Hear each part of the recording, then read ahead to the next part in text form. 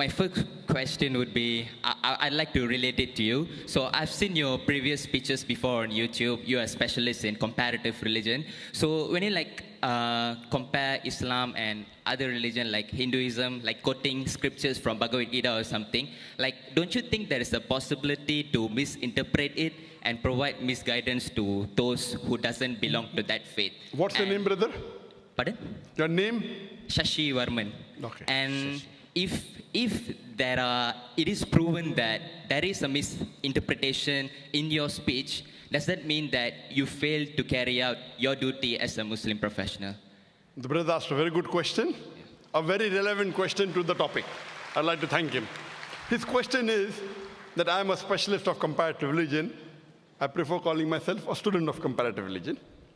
And when I quote scriptures of other religion, like whether it be the Bhagavad Gita, whether Veda, whether Bible, and if I misinterpret that scripture, then isn't it wrong as a Muslim? Totally wrong. I agree with you. That's the reason after every lecture of mine, we have question answer session. Most of the religious speaker, whether it be Hindu, whether it be Christian, whether it be Muslim, most of them, majority, more than 90%, after this speech, they have no question answer session. Sheikh Didat was the first one who started, and now, mashallah, many of us, after every lecture, we have a question answer session. Why? So that if you disagree with us, you are open to ask the question.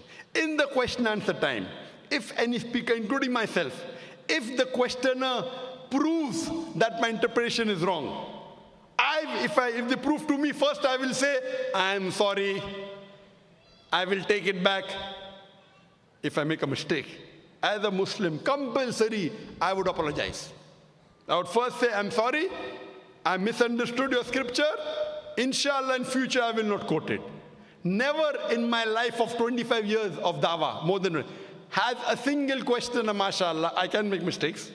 I'm a human being. I'm not perfect. No human being is perfect. Not a single questioner ever quoted me anything and proved me wrong. Alhamdulillah. I can be wrong. I can be wrong. Therefore, we say, ask the question. If he poses a question to me, I will counter-quote him and give him the quotation from his scholars. I will quote. What does Swami Vivekananda say? I will quote. So it is intellectual. That is the reason what we say, let's come for a debate. Friendly debate, no problem. But I'll only debate with someone who has some standing, not with every Tom, Dick and Harry. You understand? You know, if I can get 1 million people for my talk, largest gathering, even if we get 2%, 20,000, I will debate you. Any Tom, Dick and Harry, I cannot.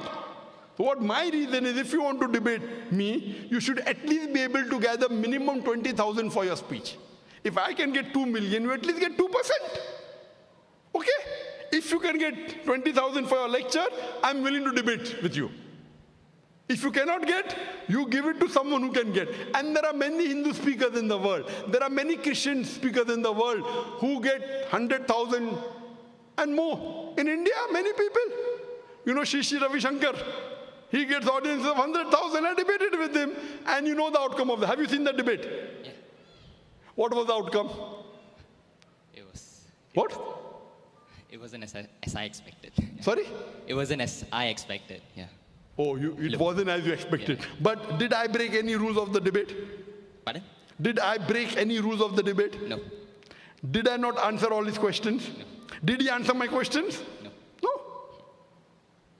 One of the most famous Hindu preacher in the world, Shri Ravi Shankar. Many people call him God. But sir, how about Sadhguru? I guess he destroyed some of your points, I guess. Sadhguru from the Foundation. Arrange for a dialogue, I will debate him. You arrange, I will debate him. Sadhguru is a famous person, ask him. I will debate him. There are some people who have taken his speeches and given answers. Some people, not himself. If he wants, let him arrange. No problem, I will debate him. Okay? Because I know he's famous. Any famous personality, if he wants to debate, I don't want to debate him. He wants to debate me, open, any topic. Any topic on comparative religion. Hinduism and Islam, no problem. Okay, I'm welcome. And if he points out anything in my speech which I said, which is out of context, or which is not as per the Hindu scripture, I'll apologize. I will give him from where I got. All my research are not from non-Hindu scholars, from Hindu scholars. I give the reference. So most of the speakers say, yes, Zakir is right, but. Then the but comes.